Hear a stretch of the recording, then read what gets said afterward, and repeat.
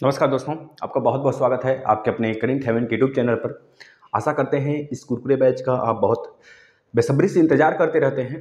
और हमने कल देखा, कल एक दिन लास्ट मैराथन था तो हमने सोचा संडे को ही लगा देंगे। तो लास्ट है, यह थर्ड सेमेस्टर का लास्ट मैथ का महा मैराथन है। इसमें हो सकता है यह क्लास आधे घंटे का ही हो सकता है यह क्लास 45 मिनट का हो, क्योंकि इसमें अब ज़्यादा कुछ नहीं बचा है। मात्र मेंसुरेशन वाला पोर्शन पूरा बचा है और प्लस वृत्त के कुछ आधार बचे हैं, जैसे कि बात करें स्पर्श रेखाएं क्या होती हैं, प्लस सबसे बड़ी जीवा क्या होती है, उसमें कितने स्पर्श रेखाएं दो वृत्तों के बीच में खींची जा सकती हैं, कितने प्रकार से खींची जा सकती हैं, इन सभी विषयों पर जिक्र करेंगे। तो चलिए लास्ट तक बने रहिएगा। इस कुरकुरे बैच को इतना प्यार दीजिए, सच में ये आपका प्लेटफॉर्म है। जैसे ही इस महीने के एंड तक सारे क्लासेस हम खत्म कर देते हैं, इसका मतलब कि पूरा का पूरा डीएलएड चाहे फर्स्ट सेमेस्टर हो, कल तो डीएलएड फर्स्ट सेमेस्टर का मैथ भी खत्म हो गया, डीएलएड सेकंड सेमेस्टर का मैथ का महामैराथन 1-2 लगाएंगे, मात्र फिर से लगाएंगे 1-2, और उसमें कोशिश करेंगे एक ही महामैराथन लगा दें जिसमें कि सारा का सारा पूरा कंप्लीट हो जाए। ठीक है ना? तो पूरा विश्वास के साथ हम आपके साथ जुड़े रहते हैं, यही सोचकर कि हमारे प्रशिक्षु इस बार बैक लेकर नहीं आएंगे और बैक का नामो निशान नहीं रहेगा। सच में सचिव सर को चैलेंज करना है। जिस प्रकार से वह समय समय पर एग्जाम का डेट भूल जाते हैं कि एग्जाम कौन सा एग्जाम, सच में बताएं तो इरिटेट हो जाते हैं बच्चे। लेकिन इस इरिटेशन का फायदा उठाना है आपको, और सच में यह चीज़ जो आप कवर कर रहे हैं यह आपका आगामी बहुत सारी चीज़ों को कवर कर देगा। जैसे बहुत सारे एग्जाम्स होने वाले हैं आपके आगामी, सुपर टेट भी देंगे, यूपी टेट भी देंगे, सी टेट भी देंगे, तो ये सारे क्लास लाभप्रद होने वाले हैं। वैसे हालांकि हमने सारे क्लास बना दिए हैं जो कि आपके यूपी टेट वाले हैं, हर एक चैप्टर हमने कंप्लीट करा दिया है, यूपी टेट के सारे लेक्चर कंप्लीट करा दिए हैं, मात्र इंग्लिश और संस्कृत को छोड़ के। तो लास्ट तक बने रहिए, हमारे साथ एंड तक बने रहिए, अपने भाई बहन को जोड़िए। जितना प्यार हम इसको करते हैं उतना प्यार आप इस बैच को करिए और शेयर करिए, सच में इतना शेयर करिए कि यह बहुत बड़ा हो हमारा फैमिली, आप लोग को भी अच्छा लगेगा। चलिए स्टार्ट कर लेते हैं। हमने कल यानी कि इसके पहले वाला जो मैराथन था उसमें कुछ चीज़ें डिस्कस करा था, लेकिन फिर से आज हम डिस्कस करेंगे पूरा शुरू से लेकर अंत तक। ठीक है, लास्ट तक बने रहिएगा। सबसे पहले बात करते हैं क्षेत्रमिति क्या होता है। क्षेत्रमिति याद रखना 2D और 3D दोनों इसमें आते हैं। क्षेत्रमिति का मतलब क्षेत्रफल ही नहीं होता है, उसमें पैरीमीटर होते हैं। किसी भी शेप एंड साइज का हम लोग क्षेत्रफल ज्ञात करते हैं, एरिया और परिमाप और उसकी आयतन, ये सारी चीज़ें हम ज्ञात करते हैं और उसके डाटा को लिखते हैं। और उसमें जैसे कि बात करें कि जो 3D आकृति होते हैं उसमें हम लोग आयतन एक जुड़ जाता है नया, उसमें आयतन देखने को मिलता है। अन्यथा जो 2D होते हैं जैसे सर्कल हो गया, व्यास मतलब सर्कल हो गया, आयत हो गया, वर्ग हो गया, प्लस इन सब में अगर देखें तो इसमें केवल और केवल एरिया प्लस पेरीमीटर यानी कि हमको क्षेत्रफल और परिमाप निकालने की जरूरत पड़ती है। तो चलिए स्टार्ट कर लेते हैं। सबसे पहले बात करते हैं त्रिभुज। त्रिभुज की बात करें तो त्रिभुज जनरली त्रिभुज जो बनाते हैं हम लोग ऐसे बनाते हैं, ट्रायंगल। और इसमें जो जनरल फार्मूला होता है त्रिभुज के एरिया का 1/2 लेंथ यानी कि बेस इंटू हाइट होता है, बेस इंटू हाइट होता है। यह पूरा का पूरा बेस होता है और यह हाइट होता है, या परपेंडिकुलर बोलते हैं। इसे शीर्ष लंब भी बोला जाता है क्योंकि शीर्ष से हमने लंब डाल दिया है। ठीक है, यह जनरल फार्मूला होता है एरिया का। और सबको पता होना चाहिए कि भैया आप लोग थर्ड सेमेस्टर में हैं, फर्स्ट सेमेस्टर में जनरल चीजें दी हुई होती हैं। तो मतलब पैरामीटर की बात करता है तो किसी भी आकृति के चारों तरफ बाड़ा बना दो, जोड़ दो बाड़ा बनाकर। अगर यह पूरा का पूरा ए है ना, तो हमारा जो पैरामीटर आएगा वो 3a आ जाएगा। इस बात को याद रखना है। अब त्रिभुज भी कई प्रकार के होते हैं, बहुत प्रकार के होते हैं, लेकिन अगर मिनिमम मतलब कि देखा जाए तो 4 प्रकार के हम लोग पढ़ते हैं और 4 प्रकार ही माना जाता है। तो 4 प्रकार का देखने का मतलब हो गया कि भैया एक तो 90 डिग्री ट्रायंगल होगा, एक तो हमारा इक्विलेटरल ट्रायंगल होगा जिसकी चारों भुजाएं बराबर होंगी, जिसको बोलेंगे सम बहुभुज या फिर समबाहु त्रिभुज। और एक तो होगा समकोण त्रिभुज हो गया। और एक हो जाएगा आपका विषम बाहु त्रिभुज जिसकी कोई भुजा बराबर ना हो, यहाँ ए बी सी यानी विषम बाहु। और एक और होता है मित्र, अगर कह ले तो आपका समद्विबाहु त्रिभुज जिसकी 2 भुजाएं बराबर होती हैं। ये मत देखिएगा सारे त्रिभुज एक ही साइज के सर बना दिया अपना, बस आप थोड़ा सा इमेजिन कर लीजिएगा इस चीज को। यहाँ पे ए हो गया, यह भी ए हो गया, यह भी ए, समबाहु त्रिभुज हो गया। अब देखिए जो समकोण होता है उसमें 2 चीजें बनती हैं समकोण त्रिभुज में, समकोण ट्रायंगल में 2, एक तो या तो ए बी सी कर लीजिए, ठीक है, या फिर 2 भुजाएं बराबर कर लीजिए, 2 भुजाएं। यह भी समकोण में ऐसे भी बन सकता है, समद्विबाहु भी समकोण का रूप एक हो सकता है। ठीक है ना, इस तरह से हम मान सकते हैं। अब हम सबका एरिया और पैटर्न जानने का प्रयास करते हैं। सबसे पहली बात इसमें आते हैं इसमें हमको जानने के लिए जनरल फार्मूला जो होता है भैया ट्रायंगल का एरिया का 1/2 बी इंटू हाइट होता है, ये सबको पता होना चाहिए। अब इसे बेस तो बी है लेकिन हाइट हमको नहीं पता है, तो हाइट निकालने का एक फार्मूला होता है पाइथागोरस थ्योरम। यहाँ से हम लोग ट्रायंगल पे मतलब एक तरह से परपेंडिकुलर डालेंगे। इस परपेंडिकुलर में जो बी है ना, यह जो शीर्ष लंब है इसको दो भाग में बांट देगा, यानी b/2 और b/2 में बांट देगा। इस b/2 में मित्र आप यहाँ पे देख पा रहे हैं, अगर यहाँ से ट्रायंगल हम निकाल लें इस प्रकार से, तो b/2 और a मिलकर एक समकोण त्रिभुज की मतलब की संरचना बनाएंगे। तो यहाँ पे जो हाइट होगा, हाइट जो है ये देख रहे हैं, यहाँ पे 90 डिग्री ट्रायंगल बनेगा, इसके सामने एक कर्ड होगा, कर्ड का स्क्वायर यानी a का स्क्वायर प्लस b/2 बराबर करेंगे b/2 का स्क्वायर और प्लस जो हाइट आपको निकालना है प्लस हाइट का स्क्वायर। अब यहाँ से हाइट निकाल लेंगे, जो हाइट आएगा आपका h बराबर जो आएगा रूट में आ जाएगा a का स्क्वायर। अब इस पूरे को इस साइड करेंगे तो माइनस b का स्क्वायर बटे 4 आ जाएगा। फिर इसको ब्रेक कर लेंगे दोस्तों, तो कितना आ जाएगा यहाँ पर 4a square minus b square और 2 बाहर आएगा, तो 1/2 इंटू रूट में 4a का स्क्वायर माइनस में b का स्क्वायर, ये आ जाएगा h की वैल्यू। हाइट हमें पता चल गया, यह वैल्यू पता हो गया। अब बेस आपको पता है, बेस कितना है भाई, b है, बेस b है, तो आराम से इसको आप लिख सकते हैं। यहाँ पर हम इसको हाइट निकाल दिए हैं, अब इसको कोई जरूरत नहीं, इसको आप निकालेंगे, बस यहाँ पर डेराइव कर दिया हमने, यह हाइट हो गया। हम इसको नोट कर लेंगे, यहाँ से काफी ज्यादा प्रश्न बनते हैं। अब आपको पता है एरिया जो होता है समद्विबाहु का क्या हो जाएगा, half into H into B, यह तो जनरल फार्मूला होता है। 1/2 एच की वैल्यू क्या निकाला आपने, ये वाला निकाला, तो 1/2 और पहले से 1/2 है, तो हम क्या बना दें यहाँ पर 1/4 बना दें, बताना 1/4 बना दें भाई, 1/2 गुणे 1/2 1/4 हो गया। और इंटू बी, बी की वैल्यू क्या है, बी ही है, तो यहाँ पर हम बी लिख देते हैं। और जो एच है, एच की वैल्यू पूरा हमने लिखा 1/2 इंटू यह वाला भी, यानी कितना हो जाएगा 4a का स्क्वायर माइनस b का स्क्वायर। यह होता है समद्विबाहु त्रिभुज का एरिया, इस चीज को याद रखना है। और समद्विबाहु त्रिभुज का जो परिमाप होगा वो क्या हो जाएगा 2a प्लस b, यानी समान दो भुजा प्लस एक भुजा। अब आते हैं विषम बाहु त्रिभुज। विषम बाहु त्रिभुज में ध्यान से कंसंट्रेशन बना के रखेंगे, जो जनरल फार्मूला होता है सारे त्रिभुज में अप्लाई होगा। पहली बात तो ये याद रखेंगे, और जो सारे त्रिभुज में अप्लाई होने वाला है उसे बोलते हैं हीरोज फार्मूला। याद रखेंगे डेल्टा इक्वल टू एस, क्या है एस अभी बताते हैं, S into S minus A into S minus B into S minus C, यह आपके सामने प्रस्तुत है। ठीक है भाई, अब देखना है ध्यान से हमको भाई, ये हमारा S तो ठीक है और A भी ठीक है सर, ए बी सी हो गया अलग अलग, जो हमने ट्रायंगल का एरिया निकाल लिया विषमबाहु का। लेकिन सर यस क्या है, यस का मतलब होता है परिमाप। यस क्या होता है, परिमाप होता है a प्लस बी प्लस सी। अब यस को क्या बोलते हैं, अर्ध परिमाप बोलते हैं। a प्लस बी प्लस सी अपान में 2 होता है, छाप लीजिए। समकोण त्रिभुज, देखिए समकोण त्रिभुज में याद रखना है दो बात हमें, कभी कभी क्या होता है यह वाला a और a बराबर बराबर दे देता है। जब बराबर दे देता है तो आपको पता है भैया बेस भी हो गया और हाइट भी पता चल गया, बेस भी समान और हाइट भी समान, तो हम लिख देते हैं एरिया जो होता है भुजा का स्क्वायर लिख देते हैं, भुजा का स्क्वायर लिख देते हैं। लेकिन अगर समान हो तो यहाँ पर लिख लेना है, जब समान भुजा हो तो, समान भुजा यानी कि समान भुजा हो तो समद्विबाहु पर समद्विबाहु समकोण, समद्विबाहु समकोण, जब समद्विबाहु समकोण हो तब आप इस स्थिति को ऐसे एरिया लिखेंगे। अन्यथा के कंडीशन में आप क्या करेंगे, यह वाला लेंगे, यानी कि 1/2 इंटू बेस इंटू हाइट, क्या है a है, तो यह एरिया निकल के आता है। ठीक है ना, इसमें परिवृत्त जो होता है, अगर आप समकोण त्रिभुज में परिवृत्त बनाए ना, परिवृत्त ऐसे, तो जो परिवृत्त होगा वो यहाँ पर आता है, उसके केंद्र जो बड़ी वाला जो इसका यह होगा क्या बोलते हैं कर्ण, तो कर्ण का मध्य बिंदु ही उसका परिवृत्त का केंद्र होता है। इस बात को याद रखेंगे, हम कभी डिस्कस कर लेंगे, यूपी टेट वाले क्लास में डिस्कस कर लिया है, लेकिन यहाँ पे ज्यादा डिटेल में नहीं जाना है हमें। तो चलिए आगे चलते हैं, ये चीजें नोट कर लिए होंगे आप लोग, थोड़ा सीरियस करते हैं इसके लिए। चलिए यहाँ पर लिखते हैं समबाहु त्रिभुज। अब समबाहु त्रिभुज में चारों के चारों, सॉरी 3 ही भुजा है भाई, तो 3 ही भुजा बोले, तो 3 भुजा बराबर हैं तीनों के तीनों।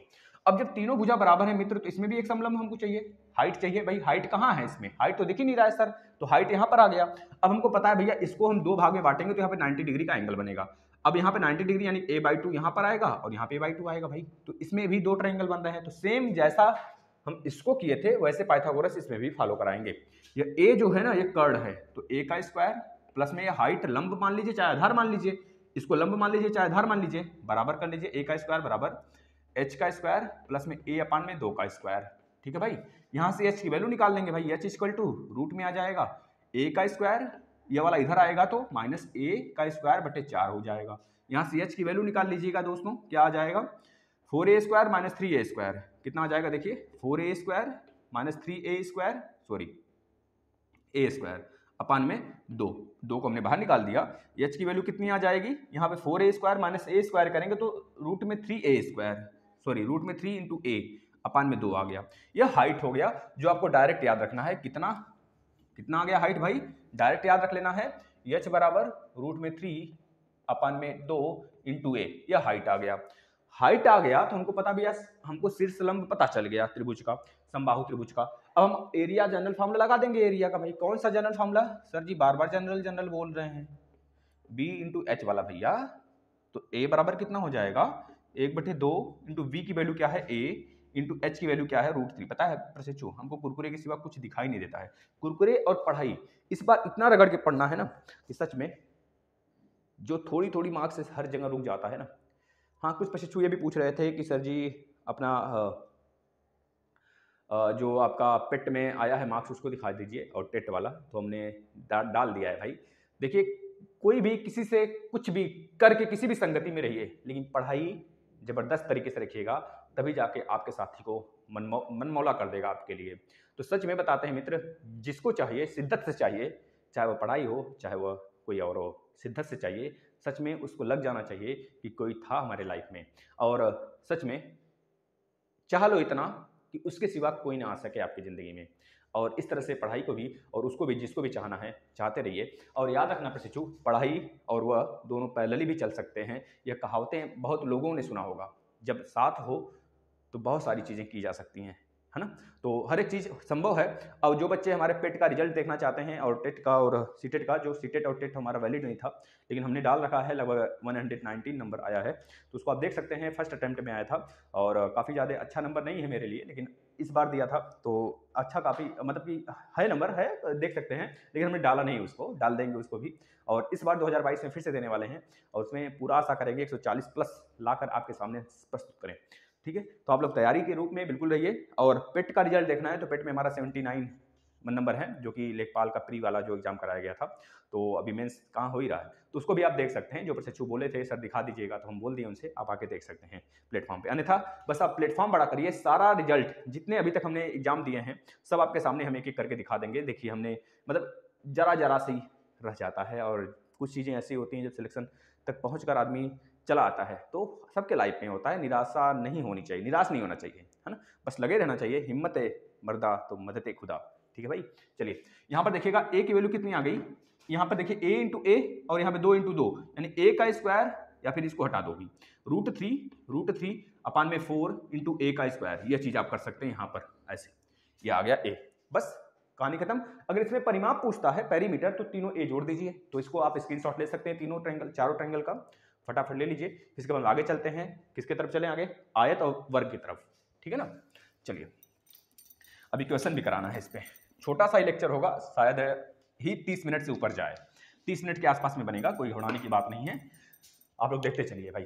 5वां मैराथन है। जो बच्चे अभी तक मैराथन के साथ बेसिक क्लास नहीं देखे हैं, उनसे हम विनती करते हैं, आपके बड़े भाई के समक्ष हम बनकर प्लीज़ मित्र आपसे रिक्वेस्ट करते हैं कि आप लोग सारे क्लास, बड़े भाई क्या छोटे भाई ही होंगे और या फिर समान होंगे, लेकिन याद रखिए मित्र, आपके लिए चाहे जो हो, आपके गुरु हैं, आपको मार्गदर्शन देने वाले हैं, तो हमारी बात आप तय से और दिमाग से तहे दिल में बैठा लीजिए कि चाहे जो चीज़ें हों, जो पढ़ाई जा रही क्लास, ये मत सोचिएगा कि हम इसको रिवाइज कर लिए हैं, दोबारा रिवाइज ना करें। एग्जाम के आते आते जितनी बार रिवाइज कर सके रिवाइज कर लीजिएगा। डिक्टो या प्रश्न आपके एग्जाम में छपने वाले हैं, इतना याद रखना। बोल दिया गया तो बोल दिया गया।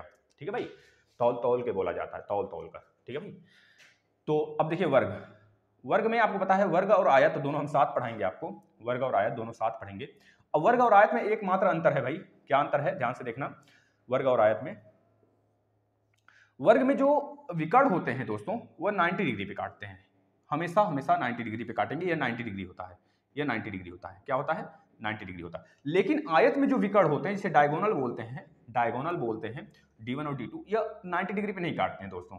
बहुत सारे प्रश्न जो कंफ्यूज होते हैं, यह आपके केवीएस के एग्जाम में भी पूछा गया है। एक बार टेट के 2013 वाले समय में पूछा गया था, अभी 2014 वाले पीछे पूछा गया था, उसमें हमने दे दिया है। अगर देखेंगे ना 2011 से लेकर 2021 तक के सारे पेपर हमने डाल रखे हैं चैनल पर, अगर देख लीजिएगा टेट वाले सेक्शन में।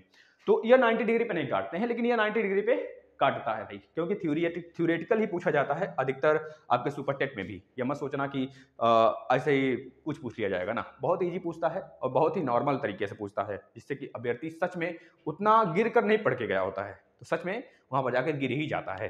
तो अच्छे से पढ़िए, बेसिक क्लियर करते हुए चलिए। जड़ मजबूत है तो 5 तल्ला 10 तल्ला 20 तल्ला बन सकता है आराम से, ठीक है ना। तो देखिए यहाँ पर जो यह काटेगा समकोण पे काटेगा, और जो यह काटेगा यह समकोण पे नहीं काटेगा, इस बात को याद रखना है। और सारी बातें सेम होती है, इसमें दो भुजाएं पैरेलल होते हैं, आमने सामने के बराबर होते हैं, इसमें भी बराबर होता है। और यहाँ पे संलग्न भुजाएं 90 डिग्री पे काटते हैं, यहाँ पे भी संलग्न भुजाएं 90 डिग्री पे काटते हैं, और यहाँ पे संलग्न भुजाएं 90 डिग्री पे ही काटते हैं, लेकिन इसमें चारों भुजाएं बराबर हो जाती हैं, चारों भुजाएं बराबर हो जाते हैं। अब इसका जो एरिया होता है दोस्तों, एरिया होता है भुजा गुणे भुजा, यानी कि भुजा का स्क्वायर लिख सकते हैं ए का स्क्वायर। पेरीमीटर जो होता है इसका, परिमाप जो होता है दोस्तों, परिमाप जो होता है, परिमाप जो होता है याद रखेंगे 4 इंटू ए, 4 भुजा है तो ए हो गया, 4 ए हो गया। इसका एरिया हो जाता है दोस्तों, इसका एरिया हो जाता है लंबाई, अगर यहाँ पे एल एल है और यहाँ पे बी बी है तो एल इंटू बी हो जाता है। अगर परिमाप की बात कर लें, परिमाप की बात कर लें, परिमाप का मतलब हो जाता है, परिमाप का मतलब हो जाता है 2 बार एल और 2 बार बी, यानी कि 2l प्लस 2b, यानी कि 2 इंटू एल प्लस बी। ठीक है भाई, इस तरह से यह सामने आपके दिखाई देता है। लेकिन एक चीज में और पूछा जाता है दोस्तों कि यह जो हमारा दिख रहा है ना डायगोनल की वैल्यू बता दीजिए, या फिर इस आयत वाले रूम में, इस वर्ग वाले रूम में सबसे बड़ा छड़ जो रख दिया जाए उसकी लंबाई बता दीजिए। तो आप सीधे पैरेलल नहीं रखेंगे, आप कोने कोने मिला के रखेंगे, मतलब यह कोना, यानी कि अगर इसे हम एफ नाम दे दें और इसे ई नाम दे दें तो इसकी लंबाई बता दीजिए, इसे एफ नाम दे दें, इसे ई नाम दे दें तो इसकी लंबाई बता दीजिए। देखिए एफ और ई की लंबाई होती है दोस्तों डायगोनल का एफ इंटू ई, पहले यह दोनों डायगोनल बराबर होते हैं आपस में, तो एफ इंटू ई क्या होगा, भुजा का √2 होगा, √2 इंटू ए भुजा हो जाएगा। इस बात को याद रख लेना है आपको। इसमें क्या हो जाता है, एफ इंटू ई क्या हो जाएगा साथियों, हो जाएगा एल स्क्वायर प्लस में बी का स्क्वायर। इस बात को याद रख लेना है आपको। चलिए आगे चलते हैं, इससे ज्यादा यहाँ पे कुछ नहीं पूछा जाता है, या फिर यह पूछ लेगा वृत्त वगैरह वाला, तो उसमें हम टेट में पढ़ेंगे, इसमें ज्यादा लेंदी नहीं जाएंगे। सच में जितना पूछा जाता है उससे अधिक हम आपको दे देते हैं, लेकिन बहुत अधिक नहीं देने का प्रयास करेंगे, अन्यथा आप परेशान हो जाएंगे। बहुत अधिक का मतलब यूपी टेट में थोड़ा सा और एक्स्ट्रा चीज है, तो उसमें हम पढ़ा दिए हैं सारी चीजें, आप आकर भी देख सकते हैं, अन्यथा इसमें सारी चीजें क्या चल रही, मतलब जितना है उतना उससे ज्यादा हम आपको दे ही दे रहे हैं, तो आप बस एक जॉब करते रहिए। अब ये चीजें हो गई, अब हम चलते हैं वृत्त की तरफ चलते हैं। वृत्त में बहुत सारी चीजें पढ़नी है, और हमने कल जो प्रशिक्षु देखे होंगे वो चीज हमने बताया था, कैसे कि ट्रेपोजियम होता है। दो चीजें और देख लीजिए, ट्रेपोजियम होता है, जैसे समलंब चतुर्भुज बोलते हैं, समलंब चतुर्भुज का मतलब होता है ट्रेपोजियम होता है। इसमें क्या होता है, दो पैरेलल साइड होते हैं जो आपस में पैरेलल तो होते हैं लेकिन बराबर नहीं होते हैं, ठीक है ना, पैरेलल तो होते हैं बराबर नहीं होते। एक होता है समचतुर्भुज में जैसे हम लोग देख रहे थे आयत में और वर्ग में, या फिर वर्ग कह लीजिए, वर्ग में हम लोग देख रहे थे कि भैया जो भुजाएं थी वो बराबर थी, इसमें भी भुजाएं बराबर होंगी आपस में, लेकिन उसमें वर्ग में, आयत में, वर्ग वाले में जो डायगोनल था वो भी बराबर था, इसमें लेकिन डायगोनल नहीं बराबर होता है, इस वजह से इसे बोलते हैं समचतुर्भुज। इसमें ये D1 होता है और D2 होता है, ये D1 हो गया, ये वाला D2 हो गया, और यह भुजा लिख लीजिए ABCD हो गया, भुजा सारे के सारे बराबर होते हैं। अगर पूछा जाता है इसका एरिया बताइए तो D1 इंटू D2 बटे के 2 कर दीजिए, आ जाता है एरिया ऑफ समचतुर्भुज। अगर पूछता है भैया इसका भुजा कैसे निकालते हैं, अगर डायगोनल पता हो तो लिख देना है 4a का स्क्वायर बराबर में D1 का स्क्वायर प्लस में D2 का स्क्वायर। यह कैसे आता है दोस्तों, इसको अगर हम देखना चाहें तो देखिए इस वाले को पूरा का पूरा ऐसे काट लीजिए, यहाँ से इसमें 4 त्रिभुज बन रहे हैं ना, किसी एक त्रिभुज को निकाल लीजिए। तो हमने क्या किया, इस वाले त्रिभुज को निकाल लिया, ऐसे निकाल लिया इस वाले त्रिभुज को। तो यहाँ पे D1 है, पूरा का पूरा D1 है, तो इसको यहाँ पर समद्विभाजित कर रहा है ना, यह वाला डायगोनल इस डायगोनल को समद्विभाजित कर रहा है, या फिर कह लो दोनों डायगोनल आपस में समद्विभाजित करते हैं। तो यहाँ पर D1/2 आ जाएगा और यहाँ पे D2/2 आ जाएगा, और यह वाला एरिया मतलब ये वाला साइड क्या है, भुजा है ना हमारा A। तो बस अब आपको क्या करना है, इसमें पाइथागोरस थ्योरम लगाना है, क्योंकि ये 90 डिग्री पे काटते हैं, हमेशा याद रखना है, ये 90 डिग्री पे ही काटते हैं आपस में। तो यहाँ पर हो जाएगा A का स्क्वायर कर्ण है, यानी कर्ण का स्क्वायर बराबर, इसको इस दोनों में से कोई एक बेस ले लीजिए, कोई एक परपेंडिकुलर ले लीजिए, यानी बेस मतलब आधार या फिर लंब ले लीजिए। तो D1/2 का होल स्क्वायर प्लस में D2/2 का होल स्क्वायर कर लेंगे भैया। यहाँ पर A का स्क्वायर, और यहाँ पे देख रहे हैं दोनों जगह है, तो यहाँ पर लिख लीजिए पहले D1 का स्क्वायर अपान में 4 प्लस D2 का स्क्वायर अपान में 4, या 4 दोनों में से इधर निकल के आ जाएगा, यानी कि जो इसका आएगा एक फॉर्मूला और 4a का स्क्वायर बराबर में d1 का स्क्वायर प्लस में d2 का स्क्वायर। पता नहीं आपको दिख भी रहा हो कि नहीं, छाप लीजिए, देख लेते हैं एक बार दिख रहा है कि नहीं। दिख रहा है ना, क्योंकि बोर्ड भी काफ़ी लंबा है, ऊपर भी काफ़ी लंबा है, सारी चीज़ें हैं, लेकिन हमने कैमरा ऐसा सेट किया है कि आधा कट जा रहा है। चलिए, कभी आप लोग की दुआओं से चैनल बड़ा हुआ, लाखों में मिलियन में पहुंचा, तो सच में यहाँ पर एक हमारा ख्वाहिश है यहाँ पर डिजिटल बोर्ड लगाने का। देखते हैं कब तक पूरा हो पाता है, क्या इस साल पूरा करवा सकते हैं आप? देखिए, चंद सेकंड में पूरा हो सकता है अगर आप चाह लें तो। चाह है जहाँ वहाँ राह है, अगर यह ए है यह बी है, दोनों पैरेलल साइड हैं और यहाँ पर एक लंब है, यानी कि इसे हाइट कहते हैं, तो इसका एरिया बता दीजिए। समलंब चतुर्भुज में याद रखेंगे, यह वाला साइड, यह वाला साइड, मतलब यह वाला जो है साइड इस वाले साइड के बराबर, यानी इतना जो होगा वो ए के बराबर होता है। लेकिन अगर पूरा देखें तो पूरा बी है।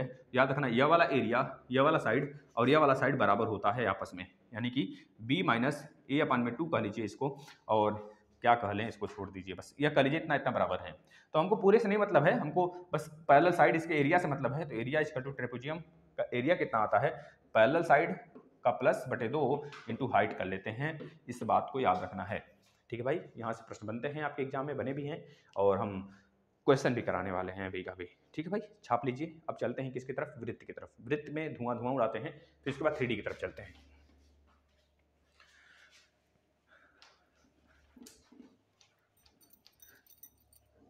शेर बहुत याद है, गिटार भी बजा लेते हैं, कभी मौका दीजिए तो बस फैमिली बड़ा करिए, तो सारी चीज़ें आपके समक्ष हम प्रस्तुत करेंगे, हर एक चीज़ को प्रस्तुत करेंगे मस्त तरीके से, ठीक है। बस पढ़ते चलिए लगन से। अब हम किससे पे बात कर लेते हैं, आ जाते हैं वृत्त की तरफ। वृत्त ही बहुत शानदार तरीके से हम कवर करेंगे, जिसे हम कहते हैं वृत्त, यानी कि वृत्त मतलब वृत्त। वृत्त मतलब एक चूड़ी नहीं, वृत्त मतलब वृत्त जिसको हम उठा ना सकें, जिसको छू ना सकें, जिसको अनुभव ना कर सकें, मात्र उसे देख सकें, देख कर बता सकें हाँ एक गोला सा आकृति है। गोला नहीं, वृत्त है। वृत्त मतलब कि 2D आकृति, गोला मतलब क्या, 3D आकृति। गोले को आप टच कर सकते हैं, लेकिन वृत्त को आप टच नहीं कर सकते, मात्र देख सकते हैं, फील भी नहीं कर सकते उसको, क्योंकि बना बनाया भाई। अब उसको उभार देंगे ना, उभार देंगे तो 3D आकृति का दिखने लगेगा, तो वो हमारा 3D हो जाएगा, गोला थोड़े हो जाएगा। तो याद रखना है, गोले को हम नहीं छू के बता सकते, या फिर किसी भी 2D आकृति को हम टच करके नहीं बता सकते कि ये आयत है या सर्कल है या वर्ग है या ट्रेपेजियम है या हमारा समचतुर्भुज है, ठीक है ना। तो इस चीज को याद रखना है। वृत्त की बात कर लेते हैं, वृत्त। चलिए, वृत्त में पहले जनरल चीज बात करते हैं, ध्यान से देखना है आपको। एक यह वृत्त है भैया, इस वृत्त में एक केंद्र होता है जो कि प्रकार रख के खींचते हैं, ठीक है भाई, इसे कैंपस बोलते हैं।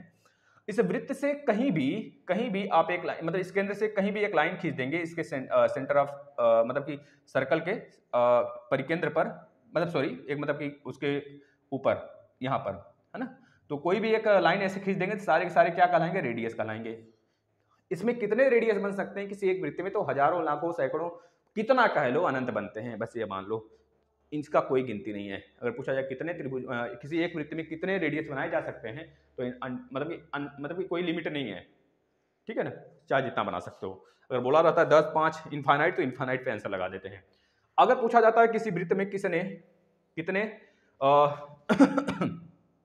कितने व्यास बनाए जा सकते हैं, कितने डायमीटर बनाए जा सकते हैं, बता दें भाई, जब हमारा त्रिभुज मतलब वृत्त में जब रेडियस ही हमारा बन रहा है इनफाइनाइट, तो भैया डायमीटर भी इनफाइनाइट बनेगा, और डायमीटर बराबर होता है 2r होता है, इस बात को भी याद रख लेना है, ठीक है भाई। अब किसी वृत्त की बात कर लेते हैं, किसी वृत्त में जीवा किसे कहते हैं, तो याद रखना, वृत्त के किसी भी दो भाग को, वृत्त के किसी दो बिंदु को अगर स्पर्श करती हुई बिना छेदे हुए, बाहर नहीं जाना है, अंदर की तरफ बस स्पर्श करके रह जाए, अंदर बस स्पर्श करके रह जाए, अगर इस तरह से हो जाता है, ऐसे बन जाएगा, ऐसे, तो ये छेदक रेखा ना हो जाएगा भाई, तो गलत हो जाएगा। तो यह हमारे इनफाइनाइट, मतलब कि इसमें भी जो व्यास होते हैं, मतलब कॉर्ड बोला जाता है इन्हें इंग्लिश में, CHORD, कॉर्ड बोला जाता है, यानी कि व्यास, सॉरी जीवा बोला जाता है, इन्हें याद रखना है। और व्यास मतलब कि डायमीटर बोला जाता है, डाया बोला जाता है, या रेडियस होता है, मतलब कि त्रिज्या होता है। तो याद रखना, जो हमारा जीवा होता है वो भी इनफाइनाइट बनता है, अनलिमिटेड बनता है, चाहे जितना बना लो मस्त तरीके से, ठीक है भाई। समझ में आया ना मेरे प्यारे, समझ में आ गया ना। तो इसमें भी इनफाइनाइट बनते हैं भाई, आज लास्ट है, मस्त तरीके से पढ़ लो, ये चैप्टर आपको हमेशा काम देंगे। इनफाइनाइट बनते हैं, तो याद रखना है जीवा इनफाइनाइट। लेकिन एक चीज पूछा जाता है दोस्तों कि सबसे बड़ा जीवा वृत्त में क्या होता है, तो याद रखना है जो डायमीटर होता है वो खुद जीवा होता है अपने आप में, तो सबसे बड़ा डायमीटर में जो डायमीटर होगा वही सबसे बड़ा कॉर्ड होगा, यानी जीवा होगा, ठीक है भाई। यह बात समझ में आ गया। अब बताना है किसी एक वृत्त में कितने स्पर्श रेखाएं स्पर्श रेखाएं खींचे जा सकते हैं कोई अगर केवल एक वृत्त दिया हो तो। अगर केवल एक वृत्त दिया है, कोई एक वृत्त दिया है जिसमें इनफाइनाइट स्पर्श रेखाएं खींचे जा सकते हैं, याद रखना है इनफाइनाइट। कितना? इनफाइनाइट। इनफाइनाइट कितने रेखा? जितने बिंदु हैं। अब आपको पता है किसी रेखा पर, किसी सर्कल पर कितने बिंदु हैं? ना पता है ना, तो स्पर्श रेखा कैसे पता होगा? क्योंकि स्पर्श रेखा मात्र एक बिंदु से टच होकर जाता है, वही स्पर्श रेखा होता है किसी वृत्त का। तो किसी वृत्त पर कितनी स्पर्श रेखाएं खींची जा सकती हैं, यह भी केवीएस का प्रश्न है। बच्चे पता कितना लगा के आए थे? 1 2 3 और 4 लगा के आए थे, और 4 लगा के आए थे। उसने दिया था इनमें से कोई नहीं, ऑप्शन में दिया था 2 3 4, इनमें से कोई नहीं। तो बहुत सारे बच्चों ने, क्या कह लीजिए, हमने उसमें रिजल्ट देखा था, बताया जा रहा था लगभग 98% बच्चों ने, सोच लो 98% बच्चों ने लगाया था 4 रेखाएं होती हैं स्पर्श रेखा। कोई इनमें से कोई नहीं पे ध्यान नहीं दिया था, क्योंकि सबको डर होता है ना। और 2% बच्चे थे सच में इंटेलिजेंट थे, पावरफुल थे, बहुत ही स्टैंडर्ड बच्चे थे और आप लोग के लेवल के थे, उन्होंने लगाया था इसको। और इसमें इनफाइनाइट होता है, याद रखना है, इनफाइनाइट होते हैं स्पर्श रेखा किसी एक सर्कल में।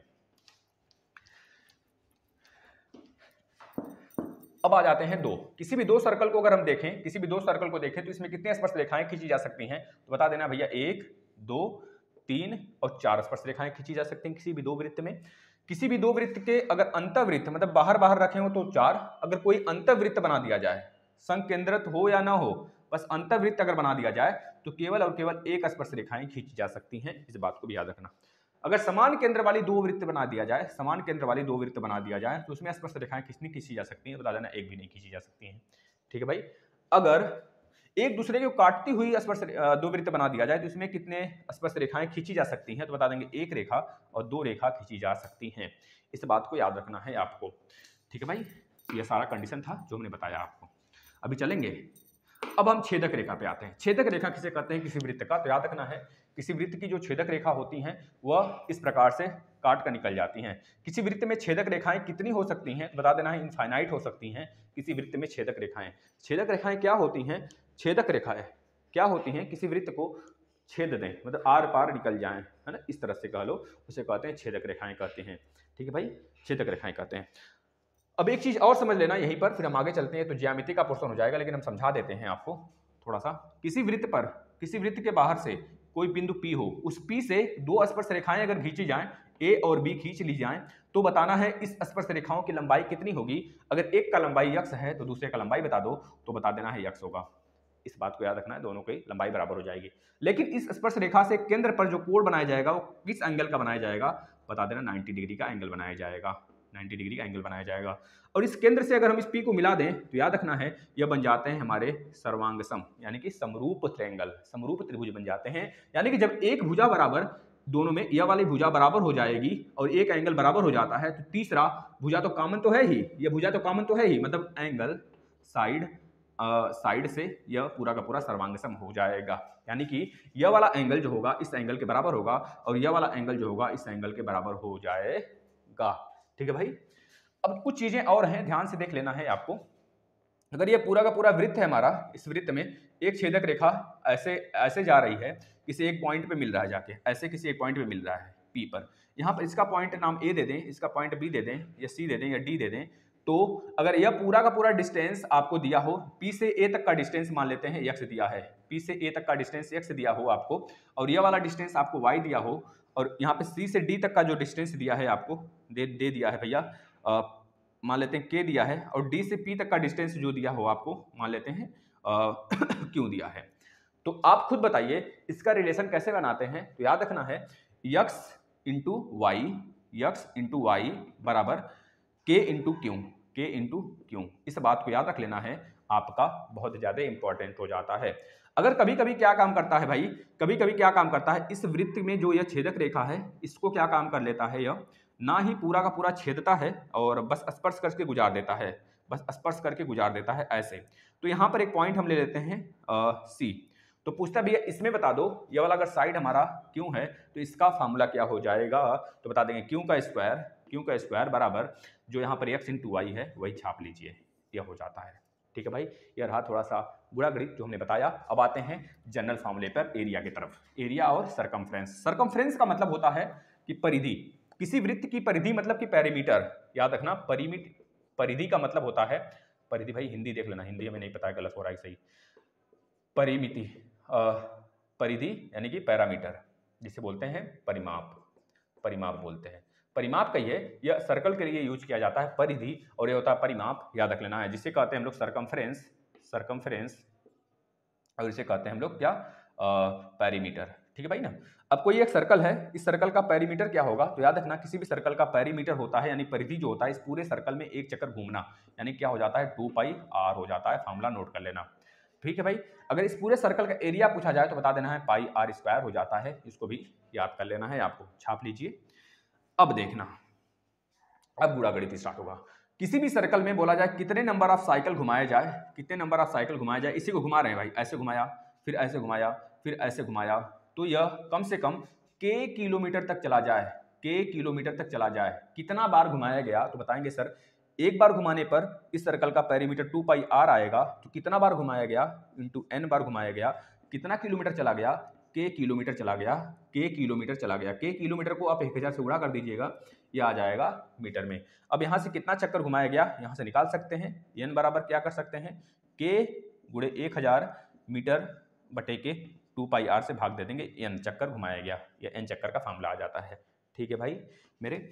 अब आ जाते हैं किसी भी सर्कल का परिमाप हो गया, परिधि हो गया, तो n चक्कर हो गया, जो आपको जानना चाहिए ये हमने बता दिया। बताओ और कुछ छूट रहा है इसमें, हाँ छूट रहा है ना, त्रिज्यखंड और वृत्तखंड किसे कहते हैं, तो लिख लेना त्रिज्यखंड और वृत्तखंड। ध्यान से सुनना, किसी भी वृत्त का जो त्रिज्यखंड होता है, त्रिज्यखंड का मतलब त्रिज्या के आधार पर काट दिया जाए, और वृत्तखंड का मतलब होता है किसी जीवा के आधार पर काट दिया जाए।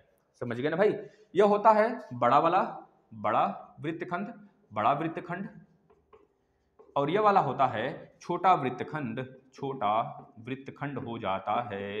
इस बात को मेरे लालों छाप लेना। यह होता है बड़ा वाला त्रिज्यखंड, बड़ा वाला। वैसे इंग्लिश में बहुत नाम है, तो हम इंग्लिश मैन नहीं बनना चाहते हैं, क्योंकि हम सामाजिक हैं और समाज में ही रहना चाहते हैं।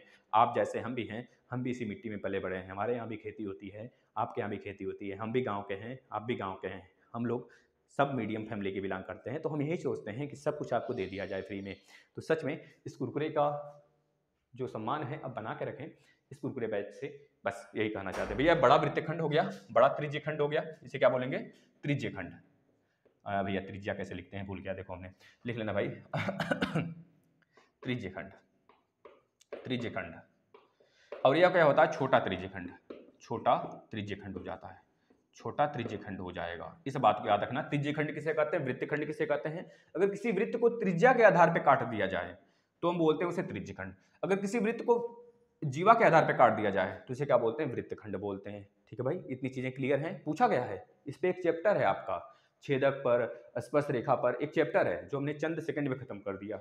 ठीक है ना, तो हम सारी चीजें लेके चलेंगे 3D तक। अब देखना है छोटा त्रिज्यखंड है, बड़ा त्रिज्यखंड है, या बड़ा वृत्तखंड है, छोटा वृत्तखंड है। अब इसमें पूछा जाए इस वृत्तखंड की अगर यह थीटा एंगल हो तो इस त्रिज्यखंड का एरिया कैसे निकालेंगे, तो याद रखना हमें पता है 360 डिग्री बराबर होता है πr², अभी हमने निकाला। तो इसमें अगर थीटा डिग्री की बराबर पूछ लें तो थीटा इंटू πr² अपान में 360। अगर यहाँ पर 30 डिग्री दे दे, 30 डिग्री बोल दे, 30 डिग्री का एरिया बता दीजिए, तो आप क्या करेंगे, थीटा के प्लेस पे लिखेंगे, थीटा के प्लेस पे लिखेंगे भैया कि 30 डिग्री यानी 30 डिग्री इंटू πr² अपान में 360 डिग्री। यह बात याद रखेंगे, यहाँ से प्रश्न डायरेक्ट आपके सामने छपेगा, इस बात को याद रखना। अगर यहाँ पर पूछता है पेरीमीटर यानी परिधि बता दीजिए, तो परिधि में भी वही कमाल करना है, थीटा अपान में 360 इंटू 2πr होता है, या परिधि होता है यानी किसी सरकमफ्रेंस, इसे सरकमफ्रेंस बोल देंगे। ठीक है। अब इसमें आ जाते हैं, इस त्रिज्यखंड है, सॉरी वृत्तखंड है। वृत्तखंड में आपको पता है पूरा का पूरा वृत्तखंड है, तो अगर इसको काट लेंगे आप तो इसमें मापा जाता है, इसमें बड़ा वाला वृत्त है, ये छोटा वाला वृत्त है। ठीक है भाई, इसमें चाप के आकार का देखा जाता है, चाप में आर्क की लंबाई दी हुई होती है, इस आर्क की लंबाई दी हुई होती है, इसको इस आधार पर निकालते हैं, तो हमारा प्रश्न के अनुसार होगा, लेकिन ये आप ऐसे देख लेंगे। ठीक है, वृत्त से रिलेटेड सारी चीजें खत्म हो चुकी हैं।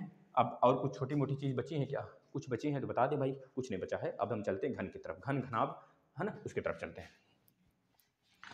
चलिए 3D की तरफ हम रुख अपना कर लेते हैं, 3D की तरफ, 3D की तरफ चलते हैं। 3D की तरफ में सबसे पहले घन, जो सबसे छोटा है, घन और घनाभ दोनों साथ लेके चलेंगे।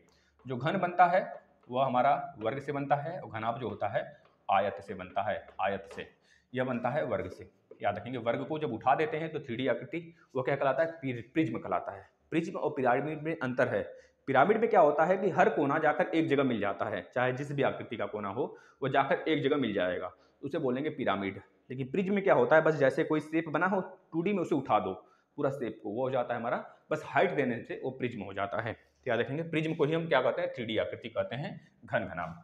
जैसे हमने एक वर्ग बनाया, 1 मिनट, जैसे एक हमने वर्ग बना दिया भाई, इस वर्ग को हमने ऐसे उठा दिया, बस इसमें इस वर्ग को उठा दीजिए, इस वर्ग को हाइट दे दीजिए, हाइट हमने दे दिया ऐसे, तो यह क्या बन गया हमारा, घन बन गया, जिसकी चारों भुजाएं बराबर होती हैं। अब घन में आप याद रखना 6 भुजा होता है, सॉरी 6 फेस होते हैं, 6 फेस यानी 6 फलक होते हैं, 6 फलक होते हैं, और 1 2 3 4, इधर भी 4 भुजा, नीचे भी 4 4, 8 भुजा, और एक भुजा इधर, एक भुजा, 8 2 10 तो 12 भुजा। भुजा कितने होते हैं, 12 भुजा होते हैं भाई, पूछा जाता है छोटी छोटी चीजें। शीर्ष कितने होते हैं, 1 2 3 4 इधर और 4 इधर, मतलब 8 शीर्ष होते हैं। याद रखना है आपको, ये सारी चीजें पूछी जाती हैं, 8 शीर्ष होते हैं। सेम इसमें भी वही चीज होगा, ये हमारा आयत है, आयत को उठा देंगे इस प्रकार से, आयत को हमने उठा दिया, हाइट दे दिया, तो बन गया घनाभ। घनाभ में कोई भी दो, मतलब कि हाइट, मतलब लंबाई चौड़ाई ऊंचाई सब बराबर बराबर नहीं होते, कोई बराबर नहीं होता है। तो इसमें क्या होता है, इसमें भी वही चीज होगा, शीर्ष कितने होंगे, शीर्ष इसमें भी 8 होंगे, शीर्ष इसमें भी 8 होंगे, भुजा इसमें भी कितना होगा, भुजा इसमें भी कितना होगा भाई, जितना उसमें है 12 होगा, और 6 फलक इसमें भी होंगे, फलक कितने होंगे, 6 होंगे। इस बात को याद रख लेना है आपको। अब देखना है भाई इसमें कि अगर आयत है, आयत को उठा दी प्रिज्म बन गया, वर्ग को उठा दिया प्रिज्म बन गया, घन बन गया, घनाभ बन गया। घनाभ में सारी भुजाएं ए, मतलब कि सब कुछ बराबर होगा, सब कुछ क्या होगा, बराबर होगा, छाप लीजिए, सब कुछ बराबर होगा, याद रखना है। तो इसका वॉल्यूम निकलता है, वॉल्यूम बता दीजिए, वॉल्यूम याद रखना है क्या होता है, भुजा गुणे भुजा गुणे भुजा, यानी लंबाई चौड़ाई ऊंचाई, इसमें लंबाई भी बराबर है, ऊंचाई भी और चौड़ाई भी बराबर है, यानी कि भुजा वॉल्यूम कितना आ गया, ए का क्यूब आ जाएगा। यह प्रश्न पूछा गया था आपका इस बार वाले, या फिर जो कैंसिल हुआ था रिपीटेड, उसमें पूछा गया था, इस प्रकार का एक प्रश्न था, ठीक है ना। यह आ गया वॉल्यूम। अब इसमें अगर पूछा जाता है पूरा का पूरा एरिया निकाल दीजिए इसका, संपूर्ण पृष्ठ का क्षेत्रफल, आपको पता है इसमें 6 फलक हैं, तो किसी भी एक बेस का एरिया निकाल लीजिए, ए का स्क्वायर इंटू 6 का गुणा कर दीजिए, आ जाता है एरिया ऑफ घन, घन का एरिया आ जाता है। लेकिन कभी काल के यह प्रश्न बन जाता है दोस्तों कि मान लीजिए घर की पुताई चल रही हो, तो ऊपर वाला और नीचे वाला तो फर्श और जो सीलिंग है वो तो पुताई नहीं होती उसकी, मान लीजिए सीलिंग का होता भी है तो उसके लिए अलग प्रश्न बनता है, उसको जोड़ देते हैं फिर। तो यह लंबाई हो गया मेरा, हमारे सामने जो वाल है, दीवार है, वह हमारा ऊंचाई हो गया, और ऐसे चौड़ाई हो गया। इसमें भी एक लंबाई एक ऊंचाई होगा, इसमें एक चौड़ाई ऊंचाई होगा, भैया ऊंचाई तो दोनों में होगा ना। और लेकिन इसमें ऊंचाई नहीं है, इसमें ये मत समझना यहाँ पिलर लगा दे ऊंचाई बन जाएगा, नहीं भैया, वो तो ऐसे है और ऐसे है, यानी कि उसमें केवल लेंथ है और ब्रेथ है, नीचे भी लेंथ और ब्रेथ है, यही चीज तो है। तो याद रखेंगे भाई, इसमें जो पूछा जाए, अगर सीलिंग मतलब कि ऊपर और बस दीवार का एरिया निकालना हो, बस दीवार का चारों तरफ का, तो याद रखना है आपको लेंथ इंटू हाइट करते हैं प्लस ब्रेथ इंटू हाइट कर देते हैं, यानी कि length plus breadth into height क्या जाता है, दीवार का एरिया, दीवार का एरिया, एरिया याद रखना है। सेम इसी प्रकार से इसमें अगर पूछ ले कि जैसे वर्ग में रखा गया था सबसे बड़ा स्टिक कौन सा रखें कि वर्ग का हम लोग निकाल सकते हैं आसानी से, इसमें भी सबसे बड़ा जो डंडा होगा जो रखेंगे सबसे बड़ा डंडा, वो कैसे रखेंगे, याद रखना, वो उसकी लंबाई होगी ए का स्क्वायर प्लस ए का स्क्वायर प्लस ए का स्क्वायर, यानी कि यह इसकी लंबाई होगी। सबसे बड़ा डंडा किसी भी घन में, सबसे बड़ा डंडा, यहाँ तक गए तो ए मिला, फिर यहाँ तक गए तो ये वाला ए मिला, फिर यहाँ तक गए तो बड़ा वाला ए मिला, मतलब ये वाला है, 3 ए मिलेंगे, तो ए स्क्वायर ए स्क्वायर ए स्क्वायर, लंबाई चौड़ाई ऊंचाई, ठीक है भाई। तो कितना आ जाएगा, 3 रूट में 3 इंटू ए, यह आ जाता है हमारा डायगोनल, डायगोनल छाप लीजिए, या फिर सबसे बड़ा स्टिक इसका। अब आते हैं आयत पे, छाप लीजिए इसको, शायद एज कर दें, क्या पता है, जो कहें वो कर दें हम। चलिए भाई अब आगे चल लेते हैं, थोड़ा सा नहीं इरेज करते हैं। चलिए अगर इसका एरिया पूछ लें, अगर इसका वॉल्यूम पूछ लें, इसका वॉल्यूम पूछें, इसमें भी हमारा लेंथ होगा, ब्रेथ होगा और हाइट होगा, सब अलग अलग होंगे, लेंथ ब्रेथ हाइट। तो अगर इसका वॉल्यूम पूछें, किसी भी घनाभ का वॉल्यूम पूछें, यानी कि आयतन पूछें, आयतन, तो महाराज आप बताएंगे L into B into H होगा, L into B into H हो जाएगा। अगर इसका एरिया पूछ लें हमारे प्यारे दोस्तों, तो एरिया बता देंगे आप कितना हो जाएगा भैया। इसमें एरिया आप खुद सोचिए, जो आयत है उसकी एरिया कितनी होती है, आयत को ही तो हमने उठा दिया है भाई। तो आयत जो है, एक चीज और याद रखेंगे दोस्तों, इसमें अगर पूछता है आपको एरिया दे दे, इस पूरे में अगर एरिया दे दे और आपसे एरिया देकर एक आयतन दे दे और पूछे हाइट बताइए, तो आपको पता होना चाहिए किसी भी आकृति में, किसी भी प्रिज्म आकृति में, किसी भी 3D आकृति में जो एरिया होता है, एरिया का स्क्वायर इंटू हाइट जो होता है ना, वही हमारा वॉल्यूम बन जाता है भाई। इसमें एरिया निकाला गया, फिर ए आकृति बना दिया, ए की जगह एच की जगह ए है, इस वजह से ए क्यूब वॉल्यूम आ गया। तो तो याद रखना है, अगर वॉल्यूम दिया रहता है, एरिया दिया रहता है, तो आप हाइट निकाल सकते हैं किस फार्मूले से, वॉल्यूम दिया रहे, एरिया दिया रहे, इंटू हाइट दिया रहे। तो हाइट वाला यही पूरा फार्मूला, यही वाला फार्मूला है, बस नजरिया अलग है देखने का। यहाँ पर जो हाइट की वैल्यू है हमने ए रख दिया है बस, ठीक है ना, ये चीज। तो इसमें भी वही चीज होगा, जो एरिया होगा दोस्तों, इसमें एरिया हो जाएगा, देखना आप एल इंटू बी, एरिया हो जाएगा एल इंटू बी, एक फेस का एरिया। लेकिन अगर पूरे का एरिया की बात करेंगे तो आप बता देंगे पूरा एरिया जो आएगा एल इंटू बी एक, फिर इधर वाला क्या करेंगे बी इंटू एच, प्लस क्या करेंगे एल इंटू एच। अब यह सब के सब दो दो हैं, क्योंकि 6 फेस है ना, यह वाला भी 2 ठो फेस आमने सामने का, सॉरी ऊपर नीचे का, L into B into H, L into H, आमने सामने ऊपर नीचे, तो 2 हो गया, तो 2 है, तो यह भी 2, यह भी 2, यह भी 2, इसमें से 2 से गुणा कर दिया गया, ठीक है। अब इसमें अगर यह पूछ ले कि केवल दीवार का एरिया बता दो, ऊपर नीचे का ना मत बताओ, सीलिंग का ना ही बताओ, ना ही फर्श का बताओ, तो दीवार का एरिया लिख लेना। दीवार का एरिया कितना हो जाएगा भाई, इसमें क्या होगा, बस हमारा एल इंटू बी नहीं आएगा, और सब के सब आएंगे, यानी 2 बार आएगा बी इंटू एच और प्लस एल इंटू एच। इसी को ऐसे लिख देता है 2 into B plus L into H लिख देता है। इस बात को याद रखना, यहाँ से आपका बता रहे हैं ना, बहुत बेजोड़ तैयारी हो रही है।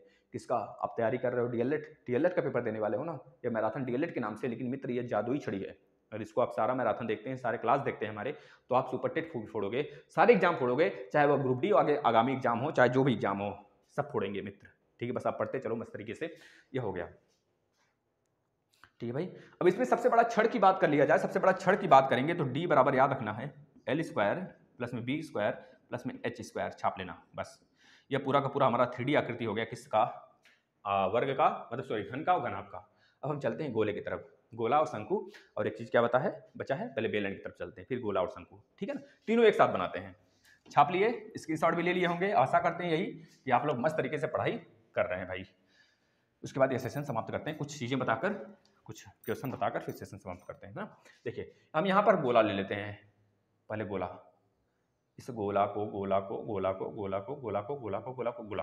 भाई एक चीज हम आपको बता देते हैं, जो सर्कल बनाए थे उसमें आधा सर्कल अगर बना दे, अर्ध सर्कल, आधा सर्कल, तो आधे सर्कल का एरिया क्या होगा, तो बता देंगे आधे सर्कल का जो एरिया होगा सर पाई आर स्क्वायर बटे 2 होगा, लेकिन इसका पेरीमीटर यानी कि अर्ध परिमाप कहा लीजिए कितना होगा भाई, अर्ध परिमाप, सॉरी पेरीमीटर कितना होगा, तो इस पूरे पेरीमीटर भैया ये तो आर्क है ना, कितने बच्चे पता है क्या करेंगे, 2 पाई आर बटे 2 लिख के चले आएंगे, यानी पाई आर बताएंगे, लेकिन बच्चा पाई आर ना लिखना है हमको, और ये एरिया भी गलत है बच्चा, बताएंगे कहाँ गलत है, इसको हम देखेंगे गोले में, इसके लिए यही मानना भी आप पाई आर स्क्वायर, ठीक है भाई, पाई आर स्क्वायर बटे 2 यानी कि पाई आर स्क्वायर बटे 2 आ गया।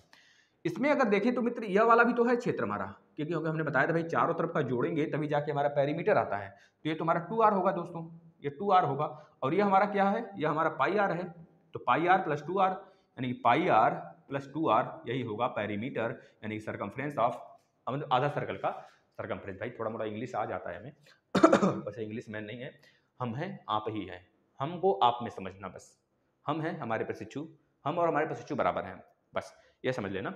आप भी ऐसे ही पढ़ाते हो, हमें पता है, बस आप पढ़ाना नहीं चाहते हो, आप सब कुछ कर लोगे, पता है A to Z आप सारे काम कर सकते हो। सच में अगर हनुमान जी को जगाया गया था ना कि सुग्रीव जामुन द्वारा कि हनुमान जी आप में बहुत शक्ति है, तो समुद्र लांग गए थे, सीता का पता लगाए थे। आपको थोड़ी चीज़ें हैं भैया, हम तो नॉर्मल व्यक्ति हैं, नॉर्मल इंसान हैं, आप ही लोग में से बिलोंग करते हैं, सब लोग हम तो बल्कि आप कहते हैं आपसे तुच्छ हैं। हम इतने व्यक्ति का सराहना नहीं करना चाहते हैं जो हमारे लिए इतना प्यार देते हैं आप लोग, और हम तो तुच्छ हैं, बस आपको जगाना चाहते हैं, आप जग जाओ ना, तो ये सारी चीज़ें आप अपने से करोगे, सच बता रहे हैं मित्र। देखिए ये हो गया ना, बताना इरेज कर देते हैं। अब आ जाते हैं गोला, यह गोला हो गया दोस्तों, कैसा भी बना लो, एक गोला है, एक गेंदा है ना, गेंद 2 दीदी बड़ा होगा भाई, एक बोरे हमारे पास गेंद है, उसमें बोरे में पूरा गेंद ही गेंद भरा है, बचपन में ना मजा आ जाता था। एक गेंद प्लास्टिक, एक बोरा प्लास्टिक का गेंदा है, और एक बोरा उसका जो कास्को वाला गेंदा आता है ना, कास्को और स्टैम्पर का, बहुत खेला जाता था भाई। उसमें बैट भी कम से कम 10 नहीं, कम से कम 6-7 बैट होंगे, 6 बैट होंगे हमारे पास, बहुत सारे हैं, सारे सिस्टम पढ़े हैं भी हैं पढ़े हुए। तो अब उससे क्या होता है, कभी काल के पड़ जाता है फेटा, पापा के हाथ उसी से पड़ता है फेटा, और बचपन में तो बहुत पड़ता था फेटा, उलाट उलाट के मारे जाते थे भाई, सच बता रहे ना, दादी को लेकर जाना पड़ता था। कभी काल के जब लेट हो जाता था, घर पे पहुंचते थे, 2 मिनट सुन लीजिए, कभी काल के जब लेट हो जाता था, दादी मतलब कि घर पे खेल के आते थे, और मम्मी समय दी होती थी कि भैया तुम पढ़ने के बाद, ट्यूशन पढ़ते थे हम लोग, तो पंडित जी थे, एक ट्यूशन पढ़ाते थे, बहुत मारता था ससुरा वो, है ना। कुछ नहीं आता था लेकिन बहुत मारता था, बस मारने आता था, मार कर पीट पाट कर चला जाता था। तबला बजाने उसका काम ही था, तबला बजाना। घर में जो बना होता था थोड़ा सा हलवा वलवा खाने आता था, बस खाकर चला जाता था। पीटता था, बहुत पीटता था भाई, कान उपाड़ लेता था ससुरा, बहुत मारता था। अब क्या है कि जब हम खेल कर आते थे वहाँ से, मतलब जहाँ हम लोग का एक बाड़ा है, वहाँ पे खेलने के बाद, मैदान से खेलने के बाद जब आते थे घर पे, थोड़ा सा 5-10 मिनट या फिर आधे घंटे लेट हो जाता था, तो दादी को लेके आते थे। दादी अगर नहीं दिखती थी, दादी जहाँ भी कहीं होती थी मोहल्ले में, हाँ, इधर उधर दादी चली जाती थी, कोई बुला लेता था दादी को, दादी को लेके आते थे। फिर दादी मतलब समझ रहे हैं ना, फिर दादी का प्यार। दादी हमारे और बड़ी दीदी को बहुत प्यार करती थी, तो उसको लेकर आए दादी। वो समझ जाती थी आज ही मार खाने वाला है, लेट हुआ है, तभी हमको पकड़ के ले जाता है। तो फिर अब ले गए, तो फिर मम्मी भी हंसने लगती थी, और मार खाते थे, बाद में मार खाते थे पापा के सामने, जब पापा से बताती थी, या फिर खाना वाना खा के पहले ही सो जाते थे, पापा का मार्केट से आने से पहले ही सो जाना, बस मस्त तरीके से सो जाना, पापा के निगाह में न पड़ना सुबह तक। गलती हुई रहती थी ना, फिर सारी चीज़ें होती थी, मस्ती बहुत की है भाई। तो मस्ती से ही पढ़ाई अच्छा बन पाता। देखिए भाई, ये हमारा क्या हो गया, पूरा का पूरा सिलेंडर हो गया, छोटा बनाया थोड़ा सा ना। सिलेंडर में 2 गोले होते हैं और साइड होता है, पता है ना। यह हो गया सिलेंडर, यह सिलेंडर है, ये सिलेंडर है भाई, ठीक है ना। और एक शंकु बना देते हैं हम यहाँ पर, शंकु भी बना देते हैं, सबको एक साथ ही पढ़ लेंगे, ठीक है ना। चलिए, शंकु हो गया। देखिए भाई, ये गोला है, गोले में अगर हाइट की बात करेंगे तो इसमें रेडियस भी, मतलब कि आर, लंबाई भी आर होगा, चौड़ाई भी आर होगा, और ऊंचाई भी आर होगा। इस बात को याद रखना है, गोला है।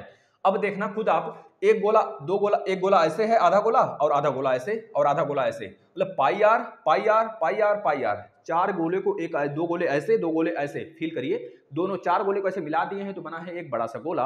यानी कि इसका एरिया अगर पूछा जाए तो बता देंगे 4 पाई आर का स्क्वायर, ठीक है भाई। 4 पाई आर का स्क्वायर यह होता है गोले का एरिया। लेकिन मित्र, अगर आपसे पूछा जाए इस पूरे गोले का पेरीमीटर बताइए, तो क्या बताएंगे पेरीमीटर में, तो पेरीमीटर बता देंगे भैया, 1 गोला, 2 गोला, 3 गोला, 4 गोला, तो एक गोले का पेरीमीटर हो जाएगा दोस्तों 4 पाई आर। ये चीज याद रखेंगे, पूरे गोले का पेरीमीटर 4 पाई आर हो जाता है, इस बात को याद रखना है, 4 पाई आर, ठीक है भाई।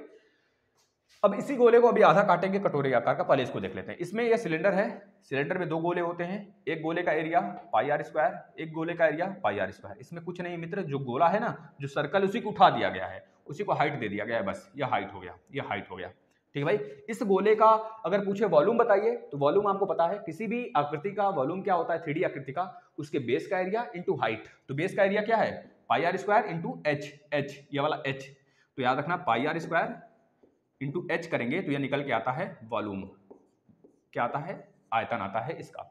अगर पूछे भैया इसका संपूर्ण पृष्ठ, पहले इसका वक्र पृष्ठ का एरिया बताइए, जिसे बोलते हैं कर्व सरफेस एरिया, CS से कर्व सरफेस एरिया, यानी वक्र पृष्ठ का एरिया।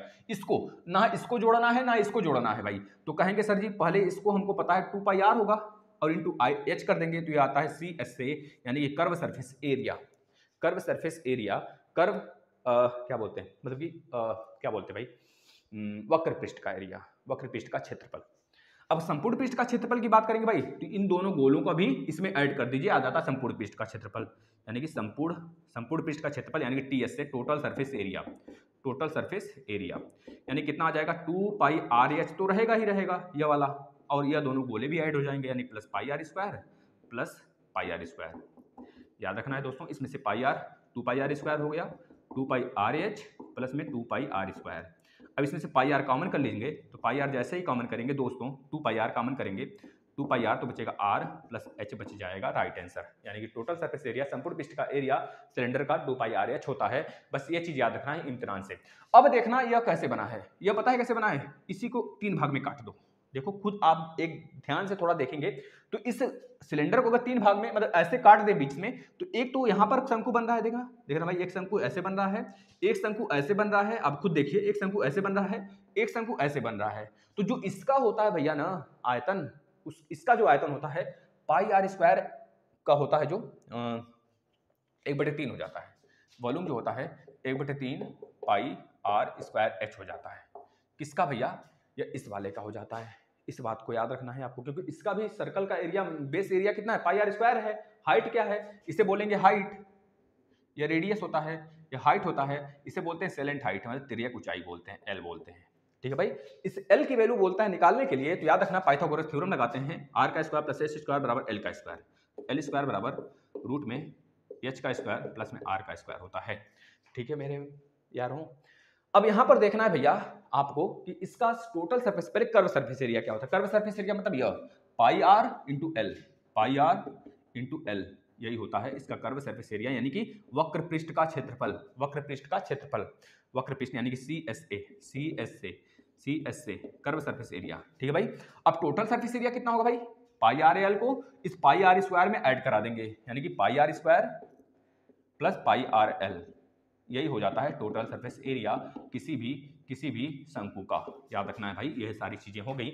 अब आते हैं गोले की तरफ। गोले का इतना चीज हमने देख लिया, लेकिन गोले का आयतन निकालने के लिए बोलेगा तो याद रखना 4/3 पाई आर क्यूब, यह गोले का आयतन होता है। इस गोले का आयतन याद रखेंगे भाई, आयतन वॉल्यूम होता है यह चीज। अब कभी काल के आपसे पूछ लेता है इसका आयतन, इसका आयतन, इसका आयतन का अनुपात बता देना है आपको, या फिर पाई आर स्क्वायर एच शंकु का और बेलन के आयतन का अनुपात बता दीजिए। भाई शंकु के आयतन को हम लिख लेते हैं 2 और इसके आयतन को लिख लेते हैं 1, तो V1/V2 लिख लेना, V1/V2, V1 की वैल्यू कितनी है, पाई आर स्क्वायर एच है, और इसकी वैल्यू कितना है 1/3 पाई आर स्क्वायर एच हो गया, यह दोनों कट जाएंगे तो आ जाएगा V1/V2 बराबर 3/1। यही बहुत सारे एग्जाम में पूछा गया है भाई, छाप लीजिए, स्क्रीनशॉट ले लीजिए, बस कहानी खत्म, कहानी खत्म, पैसा हजम भैया, यही रहा पूरा का पूरा हिस्सा। अब थोड़ा सा चलते हैं अर्ध गोले की तरफ। इसमें बहुत सारे क्वेश्चन हैं, अब आप सारे क्वेश्चन लगाएंगे, लगेगा हर एक क्वेश्चन लगेगा मस्त तरीके से। अब आते हैं अर्ध गोले की तरफ। आधा गोला बना लीजिए। पता है भाई, कल से आंसू का ना मंडर बहा है पूरा आंख से, और इस सच में जिंदगी लाइफ में बहुत दर्द है, हर जगह दर्द है, जहाँ देखो तहाँ दर्द है ना, और सच में बहुत दर्द है। अब देखना भाई, बस पढ़ते रहो मस्त तरीके से, हर एक चीज़ संभव होगा। देखिए भाई, ये हमारा आधा कटोरा लग रहा है भाई ना, इसमें दूध भात खाने वाला कटोरा है। हम बहुत खाते थे भाई दूध पर, अब भी खाते हैं दूध रोटी बहुत ज़्यादा। कि दूध भी गाय का दूध, मतलब सॉरी भैंस का दूध ताज़ा ताज़ा आ गया ना, तो मज़ा आ जाता है भाई सच में। जिसमें भैंस वगैरह कहते हैं लोग ना कि भैंस हुई है, भैंस पड़िया हुई है गाँव में, तो उस समय या फिर गाय जब होता है, गाय होती है, बछड़ा होता है, तो उस समय उसका दूध मस्त होता है ना, मज़ा आ जाता है। देखना भाई, यह रहा पूरा का पूरा सर्कल हमारा। इस सर्कल में देख रहे हैं भाई, यह वाला पोर्शन जो है क्या कहलाता है हमारा, यह वाला पोर्शन आर्क वाला, इसे कहेंगे भैया पाई आर। और इस पूरे को क्या कहेंगे भाई, इस पूरे को एक सर्कल है, इसे भी क्या बोलेंगे 2 पाई आर। आप खुद बताओ, यह आधा सर्कल है, यह पूरा सर्कल है, तो इसका पेरीमीटर कितना होगा, परिमाप कितना होगा, तो आप बताएंगे भैया 2 पाई आर प्लस में पाई आर कितना हो जाएगा, 3 पाई आर होगा कि नहीं होगा, खुद बताओ, अपने आप बताओ, कुछ नहीं कर रहे हैं, कुछ भी नहीं कर रहे हैं भाई, हम अपने आप आपके सामने रख रहे हैं, आप खुद बताओ। अब बोला जाए इस पूरे का एरिया बताइए, तो इसका एरिया होता है, पूरा सर्कल बनाए भाई, ये देखो पूरा सर्कल है ना, तो पाई आर स्क्वायर, इसका कितना होगा, पाई आर स्क्वायर बटे 2 होगा। पूरे को जोड़ लीजिए, यानी पाई आर स्क्वायर प्लस में पाई आर स्क्वायर बटे 2 जोड़ेंगे 3 पाई आर स्क्वायर बटे 2, यही होता है इस अर्ध गोले का एरिया। आधे गोले का एरिया 3 पाई आर स्क्वायर बटे 2 होता है दोस्तों। यह बताओ कौन नहीं बता पाएगा, कौन नहीं बता पाएगा मेरा शेरा, कौन नहीं बता पाएगा इसका एरिया 3/2 पाई आर स्क्वायर भाई, ये होता है इसका एरिया। अब आधे गोले का वॉल्यूम पूछ ले तो पूरे गोले का वॉल्यूम कितना होता है भाई, 4/3 पाई आर क्यूब होता है, तो आधे गोले का वॉल्यूम कितना हो जाएगा, आधे गोले का वॉल्यूम होगा 3/4 पाई आर क्यूब होता है पूरे गोले का। अब आधे गोले का कितना हो जाएगा 3/, अब आधा कर देंगे तो 3/8 हो गया भाई, 3/8 पाई आर क्यूब हो गया, बात खत्म। यह रहा सारा मंजर आपके सामने। अब इसमें कुछ नहीं है दोस्तों, छोटे छोटे क्वेश्चन हैं, आप उसको अपने से भी लगा सकते हैं, डील कर सकते हैं। अब सारी चीज़ें हमने आपके सामने रख दिया, अब आपके ऊपर है कि आप कितना स्ट्रगल करते हैं, इस चीज़ को कितना लाइटली और पोलाइटली लेते हैं, आपके ऊपर डिपेंड करता है। या आपके हम भविष्य के लिए सारी चीज़ें आपके दे रहे हैं, और आप इस भविष्य को, अब जो सुनहरा मौका आपको दिया जा रहा है, इसको आप पूरे अच्छे तरीके से लाभ इसका लीजिए, ठीक है ना। धन्यवाद, आशा करते हैं बेस्ट होंगे और पढ़ाई करेंगे, सारे क्लास पेपर होते ही होते कम से कम 10 बार आप रिवाइज कर लीजिए, चाहे वो 3rd सेमेस्टर हो, चाहे 4th सेमेस्टर हो, चाहे 2nd सेमेस्टर हो। अब हम कल से 2nd सेमेस्टर का मैराथन लेकर आएंगे, एक मैराथन लगाएंगे 2nd सेमेस्टर का। वैसे 2nd सेमेस्टर का महामैराथन पूरा पड़ा हुआ है और बेसिक क्लास भी पढ़े हुए हैं सारे के सारे। 3rd सेमेस्टर में हमने SST साइंस सब कवर कर दिया। अगर आपके पहचान के 1st सेमेस्टर वाले बच्चे हैं तो उनसे बोल दीजिए मैथ के सारे क्लास खत्म हो चुके हैं, अब हम साइंस का स्टार्ट करेंगे। 4th सेमेस्टर का भी मैथ का क्लास चल रहा है, अगर आपके समझ में हो बच्चे हों, क्योंकि आप लोग भी 4th का देंगे ही देंगे, तो आप अभी से भी देखना स्टार्ट कर सकते हैं। मात्र 4-5 लेक्चर उसमें भी बचे हैं, और कल से हम मतलब एक तरह से एक लेक्चर लेकर आएंगे सेकंड सेमेस्टर पर महामैराथन, जिसमें एक ही वीडियो में सब खत्म कर देंगे और आप लोग देखिए, बस यही चाहते हैं। धन्यवाद।